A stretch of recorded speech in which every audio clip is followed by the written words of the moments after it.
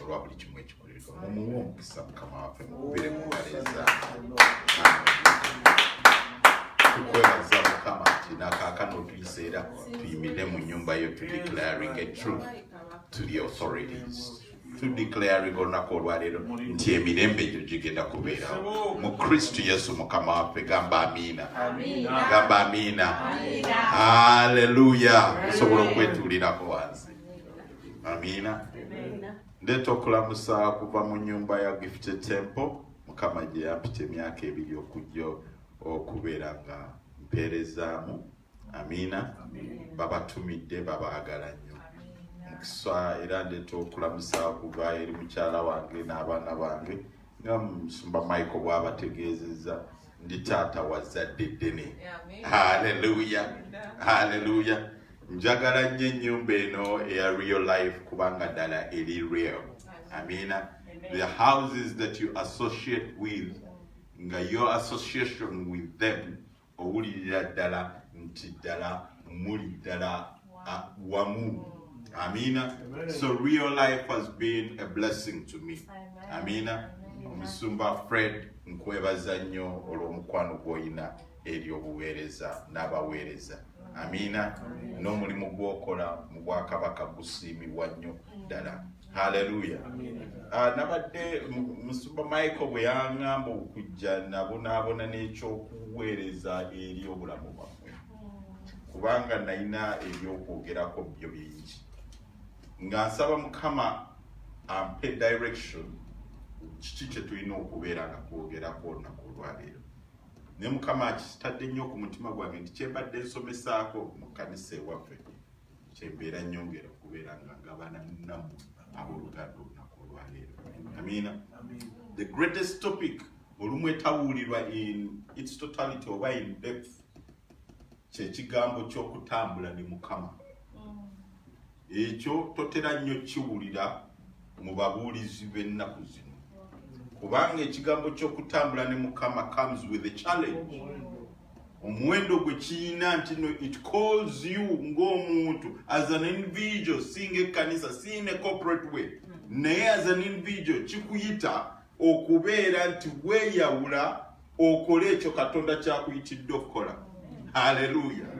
Mukama waffe atugamba nti teri atandika lubimbi n'atalupima kiki kyagenda kukola ku lubimbi olwo, era nti tosobola mugoberera okujja kungu oli willing okubeera nga weerekereza ebintu ebimu. There is a loss ng'onootambula ne Mukama waffe. Bw'obeera tokalculatinze loss gy'ogenda kukola mu Mukama waffe, kibeera kitegeeza nti ogenda kubeera disappointed. Amiina. Loss eyo ngenda giyita nti nno waliyo emikwano egimu egigenda okukuvaako. Nze nali musajja mukyakaze nga njagala nnyo okukyakala.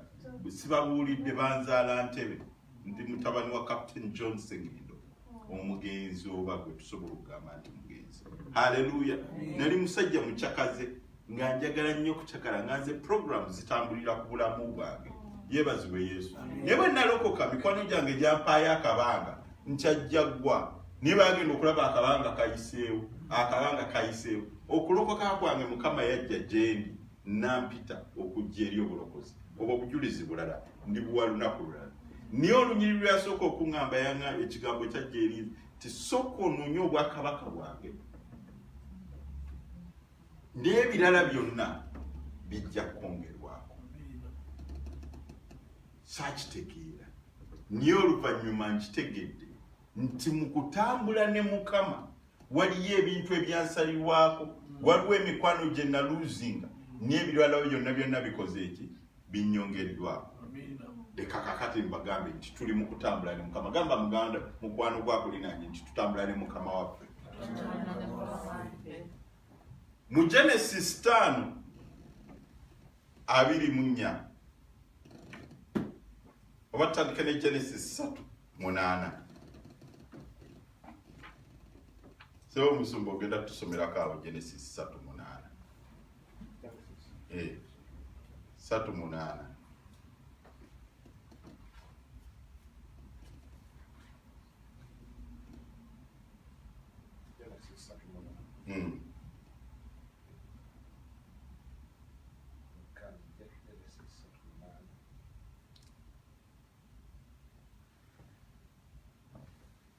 ne bawulira eddoboozi lya Mukama Katonda ng'atambula mu lusuku mu kiseera eky'empewo. Ne bawulira eddoboozi lya Mukama Katonda ng'atambula mu lusuku mu kiseera eky'empewo. Omusajja ne mukazi we ne beekweka mu maaso ga Mukama Katonda. Werekerera kye tusinza okwagala okutegeerawo nti Katonda yatonda eggulu n'ensi. Bwe yamala okukola byonna bye yali akola, yajjanga mu lusuku lwe atambuleko ne Eva ne Adamu. Mu bintu Katonda bye yasooka okukola eri omwana w'omuntu kwali kutambula mukko nabo.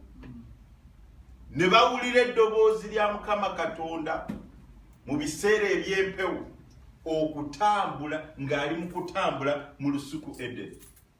Agenda okubabuuza nti mwe muli ludda wa benzize nnoonya tutambule mukko tunyumyemukko? Nga bamugamba nti tuli ki? Tuli bwereere. Ababuuza ani yabagambye nti muli bwereere? Ekyo si kye twagala okumanya olunaku olwaleero.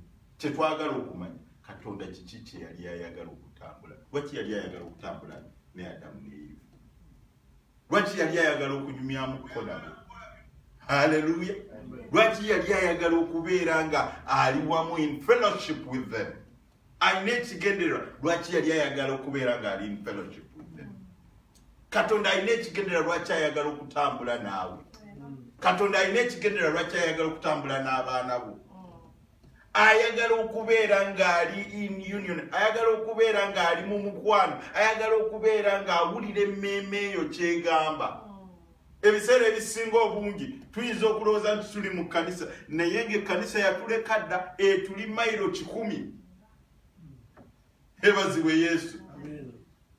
Abayigiriza babeeranga ne Yesu, Yesu n'abeebulungululako bw'ati bagenda okumuwulira nti ate ali ku sayidi ye, naye nga babadde bali naye. Ebazibwe Yesu.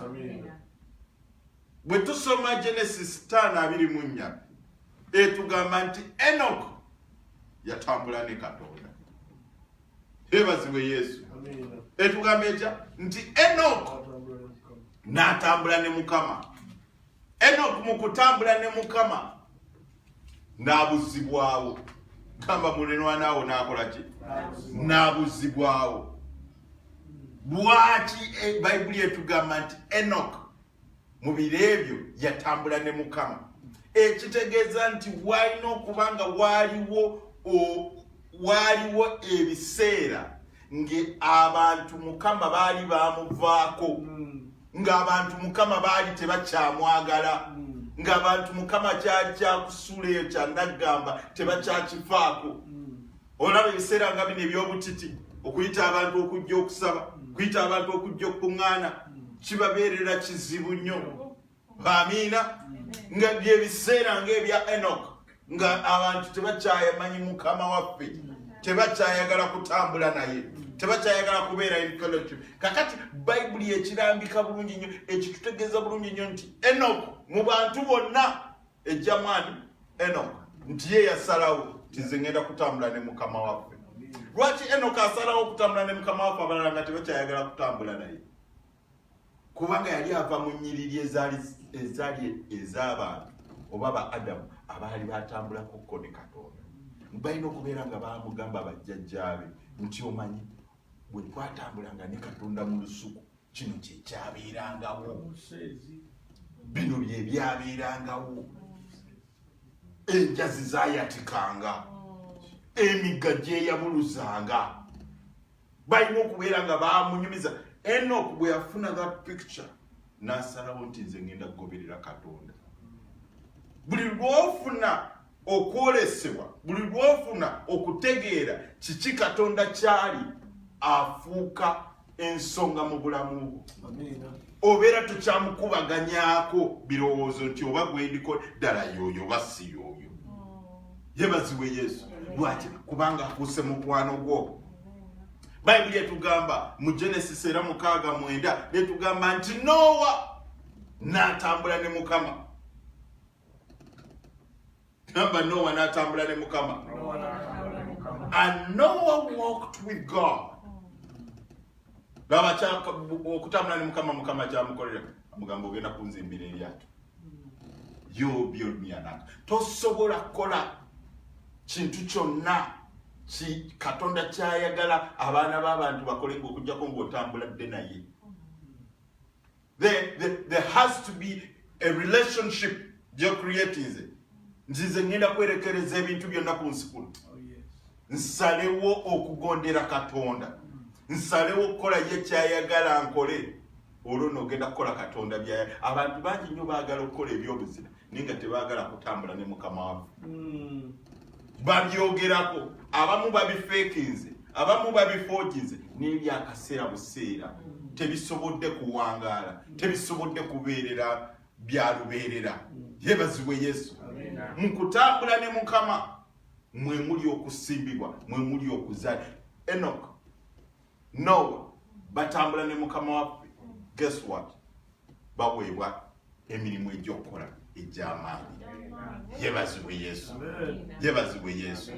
Ne batugambye nti Katonda atambulira in the cool of the day. Cool of the day, it is the same word of breath. Breath mwe muva ekigambo spirit. Spirit mwe tujja the Holy Spirit. Yeebazibwe. So in order to walk with God, there has to be a sense of maturity. Joyina okudevelopinga obeere ng'oli spiritual. Kyetugamba nti oli ki? Oli wa mwoyo. Tosobola kutambula ne Mukama waffe ng'oli mu mubiri. Olina okutambula ne Mukama waffe ng'oli waaki? Ng'oli wa mwoyo. Nga you perceive according to the Spirit of God. Omwoyo wa Katonda agamba ki? Hallelujah. Omwoyo wa Katonda agamba ki? Ekkanisa. Bw'omanya omwoyo wa Katonda kyagamba ekkanisa, then it becomes very easy for you. Nti ne bwe kituuka mu kusaba obeera omanyi pointers z'olina okukoonako mu kusaba, kubanga emmeeme ya Katonda ogiwulira buli kiseera ng'oli naye. Hallelujah. We know not how to pray, but the Spirit of God gives us leading. He gives us also utterance. Si Bible bwetyo bwe tusomesa. Tulina okumanya nti Katonda bwe tutambula naye. Lwaki balinawe Katonda tulina okutambula naye bwe tutyo? Katonda ng'atandika okutonda ensi eno yagamba nti Katonda omwana w'omuntu. Si bw'atyo bw'agamba? Let me create man in our own image and likeness. Si bw'atyo bw'agamba? He wants to create man in image and likeness. Naye mu image and likeness mwagenda creating omwana w'omuntu. Bibye. Yeebazibwe Yesu. Byani? Bibye. Kakati omwana w'omuntu bw'agwa n'ava mu kisa kya Katonda ekyo n'afuna okumanya nti no ali guilty, yasigaza the image of God naye n'aluzinga the likeness of God. Takyalinga Katonda. Yesu ky'ajja okukola is to take us back to the likeness of God. Yeebazibwe Yesu. So Yesu bw'amala okukitukolera n'atuzaayo into the likeness of God. Ky'olina okumanya that if you are dealing also with the image, ekigambo image is a root word for imagination. Ekitulemesa okuyingira wali in the spiritual realm we tulina okutambulira ne Katonda is imaginations. Imaginations nti naye ddala ddala nze nsobola ddala okuyimirira wali ku Namulondo ya Katonda, nsobola ddala okutambula ne Mukama, nsobola ddala okubeera wali. You're dealing with the magic, with the thoughts in the mind ezikugamba nti tosobola. Abantu bonna ababaddeko ebintu bye basobola okukola, they deal with that ne bagamba that nedda nsobola, nedda nsobola okubeera mukwano gwa Yesu, nedda ddala nsobola kino kiyinventinga, nsobola okukola kino. Kasita omala conquering that image, that imagination, then you're going to become whatever you want to become. Amina. Image. Kasito dealing an ekigambo image. In the image, it was not one. There were two in the image. So it's together. Yagambata. And he created them, male and female. He created them, male and female. Why create mu Adam? Mwalimu already muchala. Byonna Adamu byali yeetaaga, Katonda yali talina kuddayo kuddamu bikola. Byali mu Adamu. ebiseera obisinga ebyo twetaaga we'll seek for them outside instead of seeking for them inside.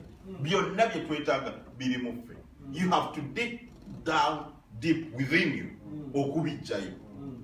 Naye obijjayo mu kusaba. Okusaba kukuyamba okutandika okubiraba. Ekyo ky'otannaba kulaba mu nsi ya mwoyo tosobola kiraba mu nsi ey'omubiri. Simanyi oba okiwulidde. Leka nkiddemu ali ku TV leka nkuddemu. Ekyo ky'otannaba kulaba mu nsi ya mwoyo tosobola kiraba mu nsi ya mubiri.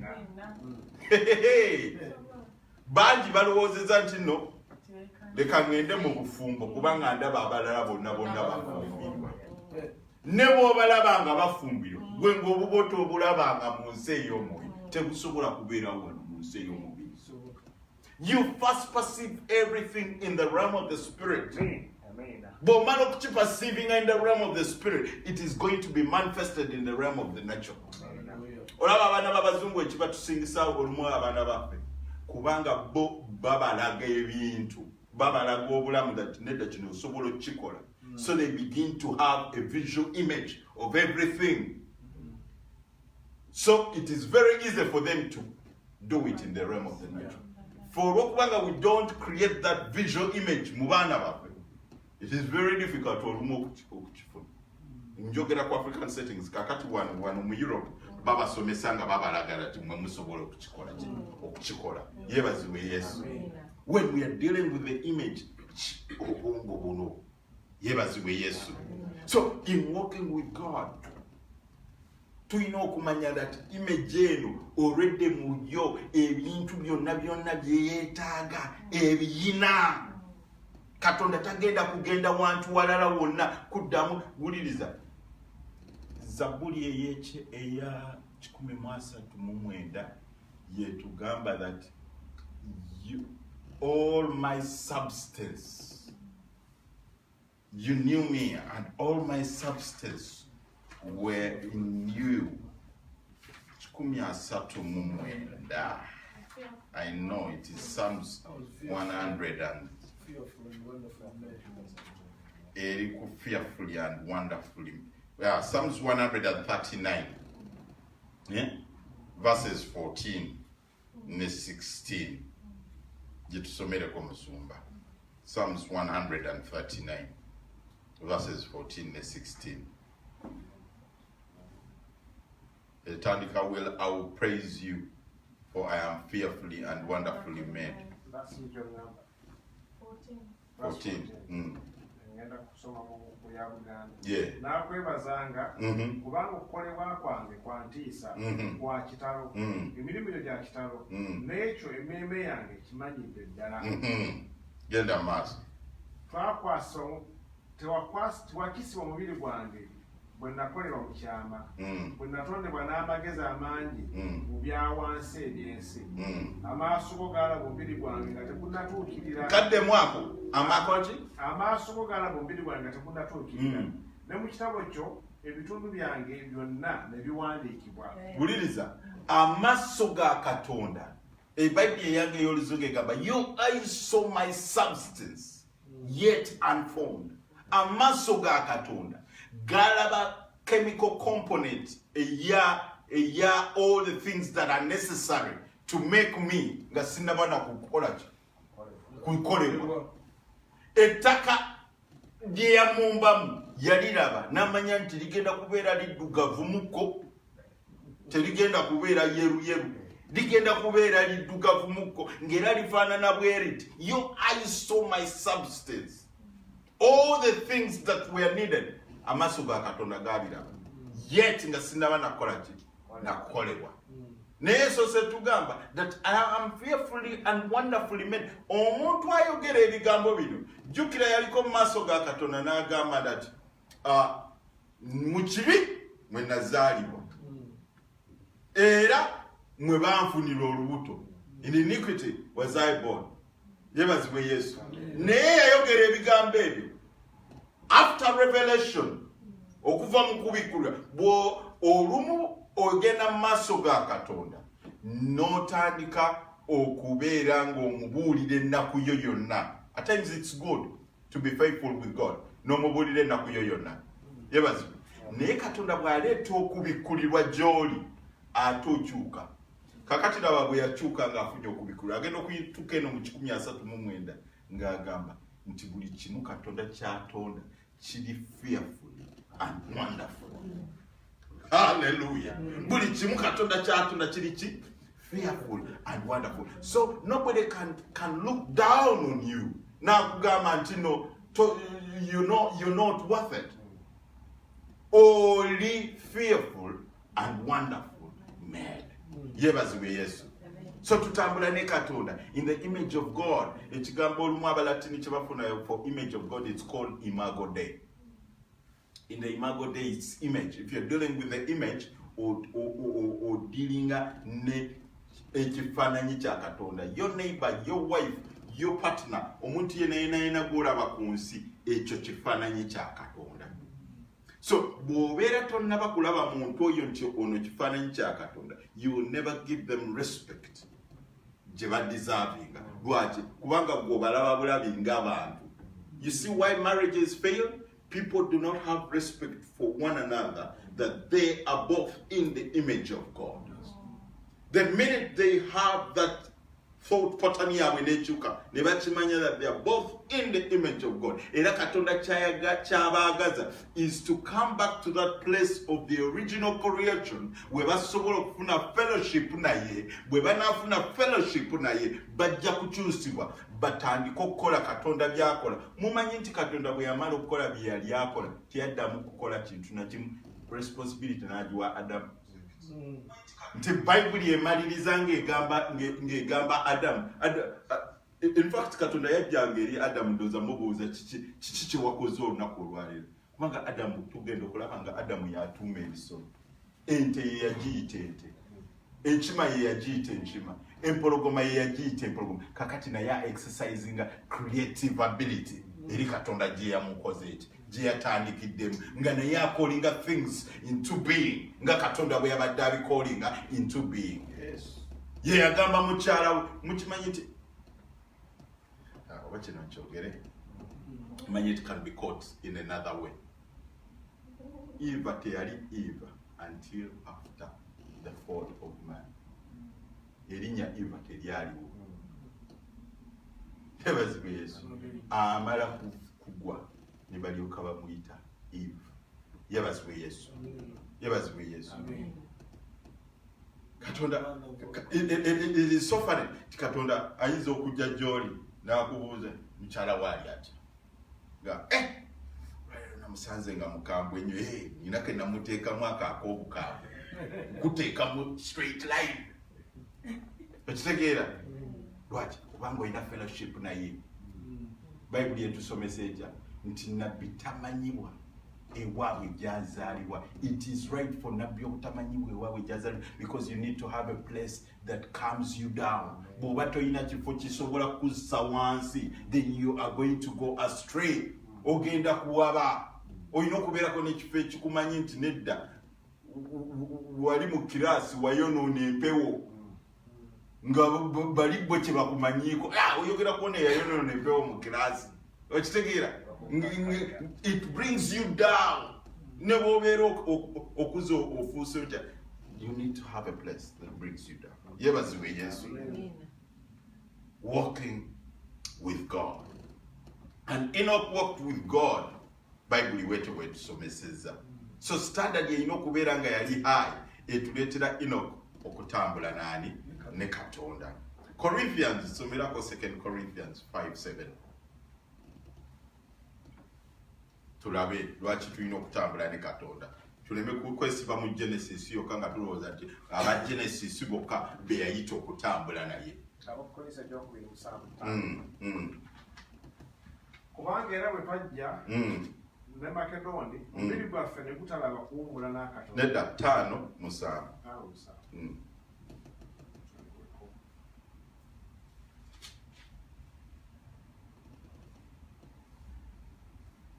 Kubanga tutambula okukkiriza si lwa kulaba. Okawulidde n'okukkiriza kwaffe tutambula lwa kukkiriza si lwaki lwa kulaba. So onootambula ne Mukama waffe olina okutambula lwakukkiriza. Onowangula ne Mukama waffe, oyina okuwangula lwakukkiriza. One of the things olumu ekkanisa byetabatwala nnyo mu kusomesa, ekigambo ky'akabona kye yakolanga ng'ali mu weema ya Mukama waffe. Omanyi ekigambo ekimu ekyakolebwanga bwe yajjanga okuwaayo ebirabo ng'ali mu inner court, tali mu Holy of Holies, now he's in the inner court. Wabeerangawo the table of sure bread, wabeerangawo the candle of the incense, ne wabeerawo the altar of incense, ne wabeerawo the brazen altar. Those are brazen altar yayingiriramu outside court. Ne bwe yayingiranga wano, yakwatanga eryanda liri lyajjanga eri kweri gye baaweereddwayo ekirabo eri outer court gye basaddaakiddeko. Yakwatanga eryanda eryo n'alijjayo n'ayingira nalyo wano munda mu makkati. Bw'ayalireetanga wano mu makkati alina okuteekako obubaani. Obubaani obwo bucreatinge akaloosa, bucreatinge the smoke inside. Bwe yamalanga okukikola ekyo, yakwatanga scissors ez'ebbiri zolaba Abakatoliki ze bakwata ezo, n'atandika oziwuuba. Mu kuziwuuba, Balevites abaabeeranga eri ebbali ne basika curtains zino nga bazizza waggulu bwe bati. Mu kuzisika okuzizza waggulu, asobole okuyingira into the Holy of Holies bazisse. Ekyamusobozesanga okuyingirayo eri is the offering of two hands. Kubanga emikono gye gyombi gyalina ekiweebwayo, ng'ekiweebwayo ekyo ke kaloosa. Akaloosa ako kali represented of your worship and of your prayers. Okusobola okuyingira into the Holy of Holies. Ne basakate n'ayingira into the Holy of Holies. Bwe yayingiranga into the Holy of Holies nga operatingirayo by faith. Kubanga wabeeranga dark, tewaliyo kitangaala, ng'ate wajjudde omukka. Kakati ekimuleetera okufa kye kiki? Kwe kukoona ku ssanduuko ey'endagaano. Ng'alina okumanya by faith nti bwe naawete koona lino teriiwaawo. Bw'awete koona nga weeri, kye kimuleetera okukola ki? Okufa. So what does faith do? Faith ekutwala mu bifo eby'ekizikiza. Naye ng'okimanyi, though I'm in a place of faith, nina the sacrifice of two hands. I have my worship and my prayer with me. Therefore, I can operate in a place of darkness. Yebazibwe Yesu. Teriyo Katonda kye yatonda nga kya muwendo kye yateeka mu kyangaala. Buli kye yatonda nga kya muwendo yakiteeka mu kizikiza. Yebazibwe Yesu. Gwe nange bazadde baffe bwe baali bafuna omukwano batuteeka abo batwagenda mu lubuto eri mu kizikiza eri munda y'omunda. Mu kizikiza eri gye batuteeka. Naye ekiseera ekigere bwe kituuka, onoonya ekitangaala kyo gye kiri n'ofuluma n'ojja eri ekitangaala. Ekiseera ekigere buli lwe kituuka, ekintu kyonna ekibadde mu kizikiza kiva mu kizikiza ne kijja eri ekitangaala. Yebazibwe Yesu. Gold and diamond tebiri ku surface, biri beneath. Naye mu kiseera kye bakyetaagiramu, they will dig them out as minerals, bazireete zoperating. Yebazibwe Yesu. So Katonda ayagala tutambule naye mu kukkiriza. Deuteronomy 5:33 egamba, you shall walk in all the ways which the Lord your God has commanded you. Olwagana gamba abaana ba Isirayiri nti mujja kutambulira mu makubo gonna, all the ways. You shall walk in all the ways. Sa makubo agamu. Mu makubo gonna mu Katonda g'abalagidde ge mujja okukola ki? Okutambulira. Abantu abasinga obungi tetutambulira mu makubo Katonda g'atulagidde. Tutambulira mu makubo mikwano gaffe ge gatulagiridde oba abantu ge balowooza. Nedda okirowoozaako kyekyo mukwano gwo ng'akugamba nedda oyo osobola omulekawo nga gundi yalekawo obulwe. Mukama Yesu yakugambye It is only the ways that God has spoken tino mulekeo zosobola okukoleramu sizizo. Yebaziwe Yesu. Omanyi giri bwe titera kubu. For me, I'm a righteous preacher. Njagala nnyo okutambulira mu koboli ekitangala than okubeera nga ndi wenti. Yebaziwe Yesu. Hallelujah. Saagala kusanyusa kanisa. Njagala nsanyuse Yesu. Kubanga Yesu yempeera yange. Amina. Nze ebintu byonna byonna byentuuseeko mu nsi muno mu bulamu bwange Yesu. Mbagambye tata wange yali mujazi. Tata wange bamutatu bato. Mumanyi kye nayitamu okutuuka okula okutuuka wano. Mumanyi every night nga sisula mu nju emu. Sula mu nju ng'olumusatu. Because my dad was next to the president. So we know kumanya. When somebody gets, what you are eventually kakati bienda nengamba, God has been guiding my path to where I am today. Hallelujah. Not even my mother asobola okulowooza that I would be a preacher. Bagambye zine nywanga nnyo mwenge nali mukyakaze nnyo ni Yesu bwe yampita okundeeta mu bulokozi. He turned around everything. I think my mother right now she could say that oyo nali simusuubira neeraba Katonda kyakola. Yebaziwe Yesu. Hallelujah. Malachi 3:8 eyo jjajja tusomera musumba. Malachi 3:8.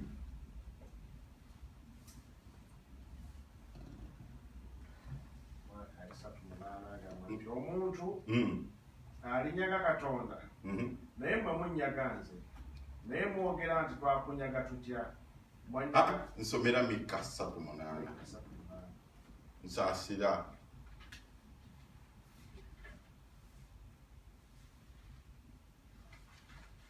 naye mazima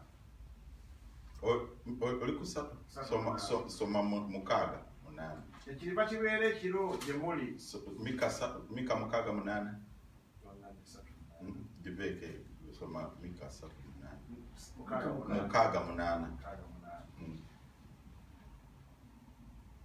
Akubuulidde gwe omuntu ekirungi bwe kiri. Era Mukama akusalira kiki wabula okukola eby'ensonga era okwagala ekisa era okutambula n'obuwombeefu ne Katonda wo. Okawulidde ey'oluzungu egamba, what does the Lord require of you, O man, but to do justice, to love mercy, and to walk humbly with your God. Okawulidde nti Katonda kiki kyakwagaza gwe omuntu wabula okwagala okusaasirwa n'okwagala and to love mercy and to walk humbly before your God. Waliwo obuzibu to walk humbly before your God. Awo w'olabira amalala gonna mu bwakabaka bwa Yesu. Humbleness. Oliti bamulinnyeko ne bagenda, no, sisemba nakyo. Bayibuli ekugambye tuwo ng'onootambula ne Mukama waffe akugambye there has to be a humble attitude. And to walk humbly. What does the Lord require of you, O man? Bwekyo bwetandika. But to do just, and to love mercy, and to walk humbly with your God. Osobola okutambula ng'oli humble, ekyo Katonda kyakwagaza. Yebaziwe Yesu. Amosi n'atugamba kya 3:3. N'atugamba ababiri tebasobola kutambula bonna okuggyako nga bakkiriziganyiza. So lwaki tetusobola kutambula fembi? Walina okubeerawo okukkiriziganya. Tosobola kutambula ne Yesu okuggyako ng'ogenda kukkiriziganya nti gy'agenda okuyisa gy'ogenda okuyita. Ebiseera ebisinga obungi Yesu bw'atuyisa in places zetali comfortable with ne tumugamba nedda ssebo. Nze nzirayo mu nsi guno omuyaga sigenda gusobola. Guno omuliro guyitiridde nnyo bannange. banange Yesu akubye ekkanisa eyuze nnyo ekkanisa eyuze awo weeyugire nnyo Yesu waali agamba nti kaakati mpewa ndi mu kujjamu bikasasiro mbayise mu muliro kuno gold tabeera gold okujjako nga bamuyisiza mu muliro n'abeera purified. Amina. Purify my heart, let it be as God has prayed. Tosobola kuyimba bigambo ebyo eri Yesu n'atakupurifyinga. Temulowooza nga nti bwe mujja wano okusinza ne muyimba ennyimba ezo muyimba buyimbi kumala budde. Oyimba ng'omanyi nti byoyogera oba obitegeezezza oba tobitegeezezza eggulu byo bibikuonyeemu. There is going to come a purification. Hey, yebazibwe Yesu. Nze nasalawo nkikole mu bwangu nti ekyegulu kye lisazeewo okukola sirikalubiriza ntambula butambuzi gye lisazeewo okugenda gye ŋŋenda. Baluumi 8:1 etugambye etya nti waliwo abantu abatambula according to the flesh, that there are those who walk according to the flesh. Bo batambula okusinziira ku mubiri. So tobeeranga mu kanisa n'olimbibwa nti buli ali mu kanisa atambula according to the spirit. No. Baluumi 8:1 etugambye there are people in the ministry that walk according to the flesh. Nabagambye nti nazze kubuulira ku kutambula ne Mukama waffe. Ebazibwe Yesu. Tolimbibwanga nti neighbor we atambula according to the spirit.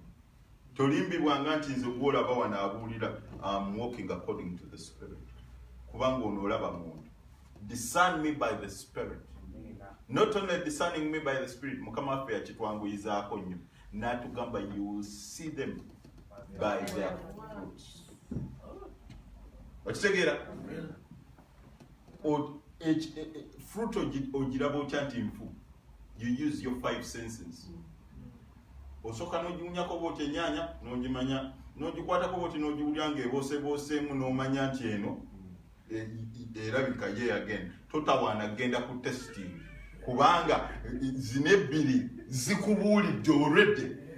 Your 5 senses Katonda ye yazikuwanga zino ebbiri zo zabeera zakubuulidde dda nti eno nfu totawaana ogirya.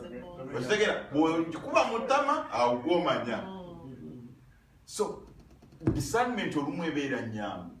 If you touch by the realm of the spirit n'owulira ng'oli owulira gy'alaga agenda mu nsawo yo, you just know that nedda ono Katonda ono yabuze dda eno si message yange. Okitegeera? Nga omuwulidde mu mwoyo gwo nti ono agenda kunzika ng'ayingidde mu nsawo yange, awo maze okudiscerninga by the spirit nti ono si Katonda. Niwe waliwo awunzika ng'awunzikidde mu nsawo yo naye ng'owawulidde dda naawe oyagala okukikola. Okitegeera? Those are the two ways. Hallelujah. Hallelujah. Munaasigala munjagala. Yebazibwe Yesu. Baluumi 8:4 netugamba etya nti waliwo abatambula not according to the flesh but they walk according to the spirit. So bw'obeera otambula ne Mukama waffe, you have to know that waliwo abatambula according to the spirit. Era bw'ofuna ng'oyo atambula according to the spirit, if you see your pastor, they are good, they are kind towards you, they care about you, nga bakola all they have to do for your sake, okulaba nti okula oyingi ogenda mu bwakabaka bwa Katonda. Know that those people are walking according to the spirit. Era naawe baagale in return. Yebazibwe Yesu. Baluumi 8:14. For as many as are led by the Spirit, those are sons of God. Aba balungamizibwa ki? Omwoyo beebana kakati abaawuddemu nti waliwo bangi obujja okutuula awo naye buli gw'olabanga nga talungamizibwa mwoyo oyo si mwana wa Katonda. Ebyo si nze mbyogedde, ebyo Bayibuli yebyogedde. Naye I can put my name on it nti bituufu because I've tested.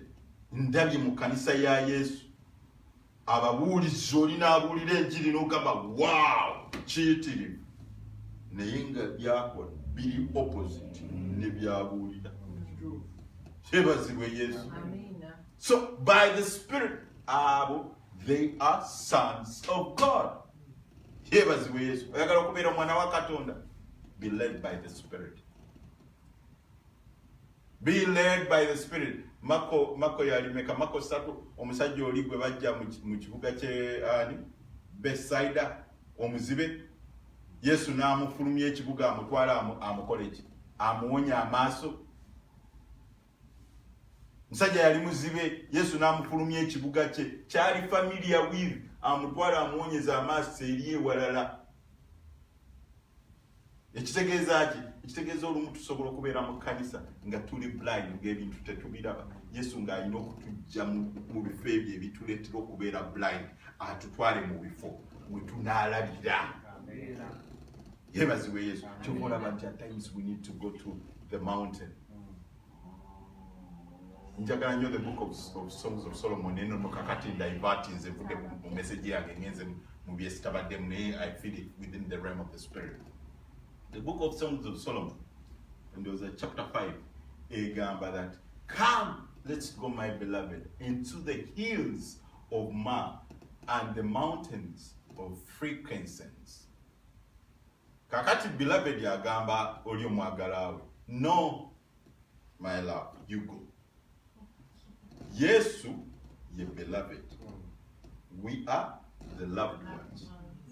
Fenge Kanisa. The book was put in the Bible by St. Jerome, made the argument that this book was written for Christ to the church and the church to Christ.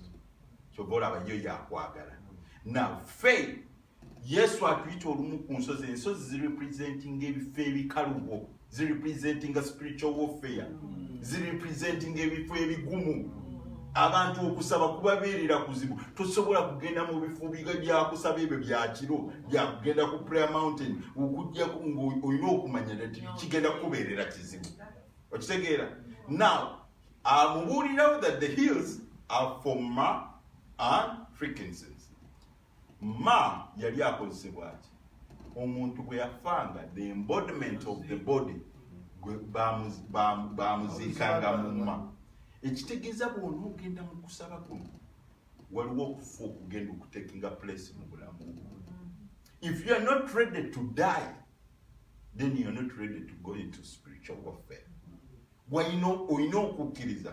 Bible egamba unless a grain of wheat falls to the ground and dies, it abides alone. But when it dies, it bears much fruit. Oyagala okubearing much fruit, there has to be a process of death. Walina okubeerawo okuziikibwa, n'ogwa mu ensigo eteekebwa mu ttaka, n'esuulibwako ettaka, oli n'agiseerako bw'atyo ettaka neyeeyongerayo, naye ekiseera bwe kituuka ng'emeruka. Ani agigamba nti nno ekitangaala kiri eno ng'ate wagiziika?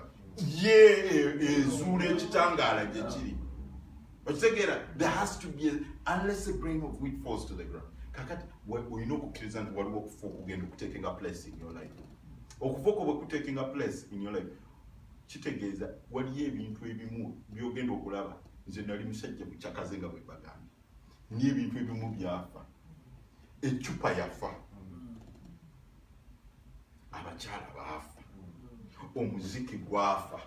Nali musajja wa muziki nnyo. Afrigo ani bawenge muzika abo, nali mu generation y'abawenge muzika bashara mwana bakubira Uganda ate nze nakulira Ntebe wali resort beach nga yaffe ffe tufuga buli kituli kyonna ekingira resort beach nze nkimanyi.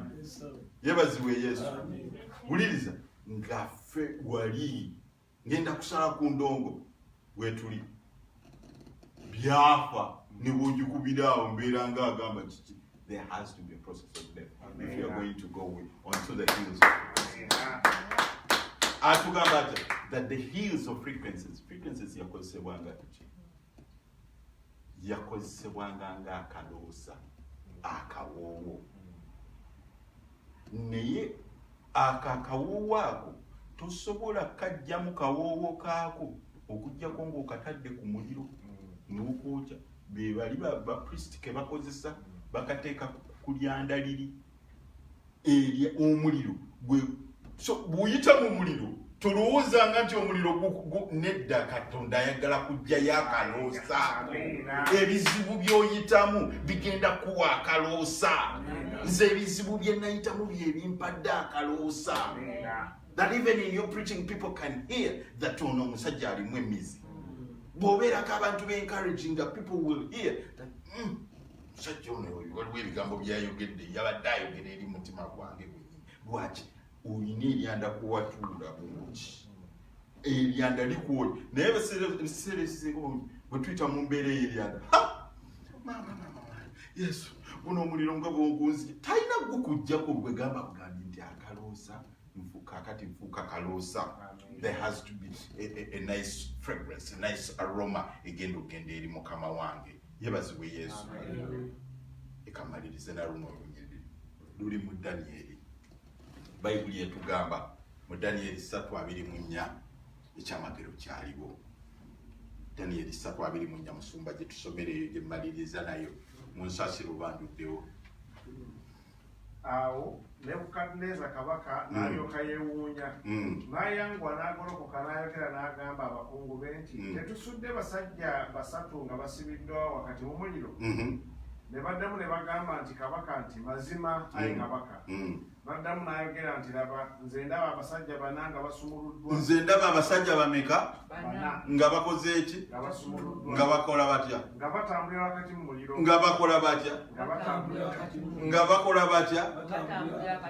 Wuliriza, yabasudde ye mu muliro ye kennyini nnyini. Yagubasudde mu muguli oguteta mwe yabasudde.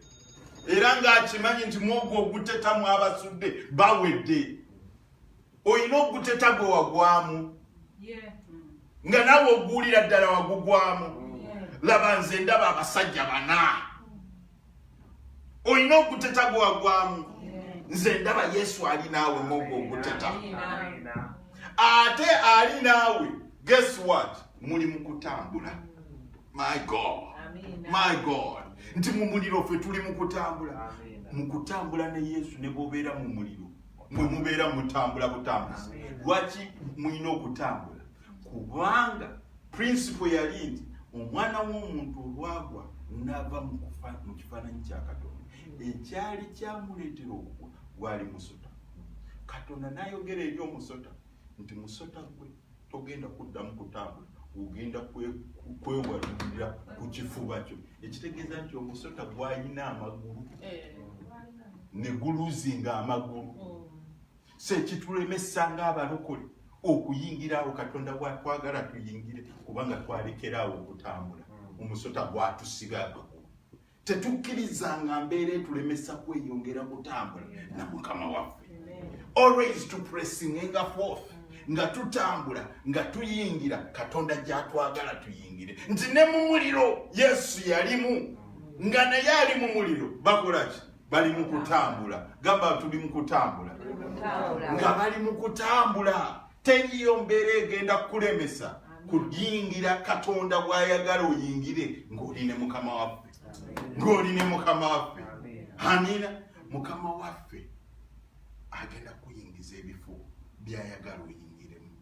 Tomwegaana. To giving up. Kuye. Totunuliranga mbeera n'olowooza nti nene embeera ekomazeewo. Akulaze nti ne Danyeri yali naye. Nsobola okulaga abantu bangi nnyo. Ekigambo kino eky'okutambula bw'onodda mu Bayibuli onotandika okinoonyerezako. Ne Ibulahimu yamugamba nti ogenda kutambulira mu maaso gange nkulabe. Bw'onootambulira mu maaso gange obulungi ngenda kuwa omukisa. Si gwe wagenze eri ku kyalo kyabwe n'omuyita n'omugamba nti naye ebyo abimugamba ku myaka ki? Myaka 99. Ng'ate yamuyita eno ng'alina emyaka 75. Naye amala kuyingira 99 n'alyoka amugamba nti kaakati ogenda kutambulira mu maaso gange ekantukulu. Oyinza okugamba teruliimu mu Bayibuli nti nti ngweteka bugwetese. Luli mu Genesis 17:1. Genesis 17:1. Amugamba nti you will walk before me and be blameless. Nti ogenda kutambula mu maaso gange ng'ate tolina kyakunenyezebwa. Okawulidde? Tolowoozanga nti ekigambo ky'okutambula ne Yesu nti olw'okubanga walokose jjo nti olwo agenda kugamba nti kakati gwe ebibyo biwedde. Nedda bambi, bino enjiri gye twasookerako ffe munnange batukola bubi abasumba abatusooka otubuulira. Ennyimba zaali nseeyeeya nseeyeeya nseeyeeya. Kakati ffe generation yaffe twali tumanyi nti kiwedde. Kakati wano kuseeyeeya buseeyeeya ate n'enjiri ebiseera ebyo olw'okubanga ya 2000 yali tenaba kuyingira the millennial year nga babuulira nnyo enjiri ya rapture. Kakati ffe twalimu ekyekibondo ekyali tuyingira rapture na guno gwakatugirinda. Yeebazibwe Yesu, na guno gwakatukola ki? Tugirinda. Tukyatambula naye ne Mukama waffe. Kakati ekyo tekikuwugulanga. Bangi bagudde mu kutambula ne Mukama waffe. Bangi bafeerinze. Bangi bamuvuddeko. Bangi bamwegaanye. Bangi bakoze ebintu ebitagambika mu bulokozi. Tobitunuuliranga ebyo bye bakoze n'olowooza that's the model eya Yesu. Yesu alina model yiye, alina standard yiye. Eyo goji meetinga si ye ya meeting eyiyo. Yesu kyasetinze that this is the standard. Goji meeting. Era goji meeting. Then he says that, well done, good and faithful servant. Abapere nnyo mwasi. Hallelujah. Mukama waffe yeebazibwe. Mukama waffe yeebazibwe.